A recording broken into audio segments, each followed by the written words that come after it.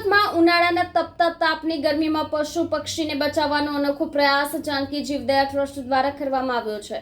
પશુ પક્ષીઓ માટે પાણી પીવાના કુંડા વિતરણ કરાયા હતા। છેલ્લા 15 વર્ષથી લોકોને વિનામૂલ્યે પાણીના કુંડા વહેંચી રહ્યા છે।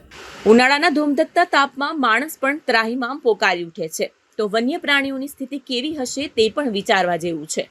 આ ચિંતા સાથે પ્રયાસ જાનકી જીવદયા ટ્રસ્ટ દ્વારા પશુ પંખીઓ માટે પાણી પીવાના કુંડા વિતરણ કરાયા હતા। છેલ્લા 15 વર્ષથી લોકોને વિનામૂલ્યે પાણીના કુંડા વહેંચી રહ્યા છે। ઉનાળાની શરૂઆત થતાં જ આપણને કાળઝાળ ગરમીનો અનુભવ થાય છે। આ ઉપરાંત પાણીની અછત પણ સર્જાતી હોય છે।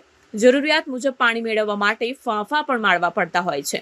તો આ કાળઝાળ ગરમીમાં પશુ પક્ષીઓ માટે પણ આપણે થોડીક મદદ કરીએ તો તેમને રાહત મળતી હોય છે। શહેરની પ્રયાસ જાનકી જીવદયા ટ્રસ્ટ પશુ પક્ષીઓની મદદ કરે છે। જો કોઈ ઘાયલ પશુ પક્ષીઓ વિશે માહિતી મળે તેઓ સારવાર કરાવે છે। આ ઉપરાંત તેઓ પશુ પક્ષીઓ માટે દર વર્ષે ઉનાળાની ઋતુમાં લોકોને વિનામૂલ્યે પાણીના કુંડા અને પક્ષીના ઘર વિતરણ પણ કરે છે। વનુભાઈ મકવાણા, જાનકી જીવદયા ચેરિટેબલ ટ્રસ્ટ છેલ્લા 15-17 વર્ષથી દર વર્ષે હાલમાં અત્યારે 10,000 કુંડાનું વિતરણ કરીએ છીએ દાતાઓના સહયોગથી, કે જે સુરત શહેરના અલગ અલગ વિસ્તારોની અંદરથી સેન્ટ્રલો ઊભા કરવામાં આવ્યા છે। કતારગામ, વરાસા, સીમાડા, પૂણા, પર્વત પાટિયા, અડાજણ, પાલ અલગ અલગ વિસ્તારોની અંદરથી આજે રવિવારને દિવસે 1200-1300 કુંડાનું વિતરણ અહીંયા કતારગામની અંદર કરવામાં આવ્યું છે।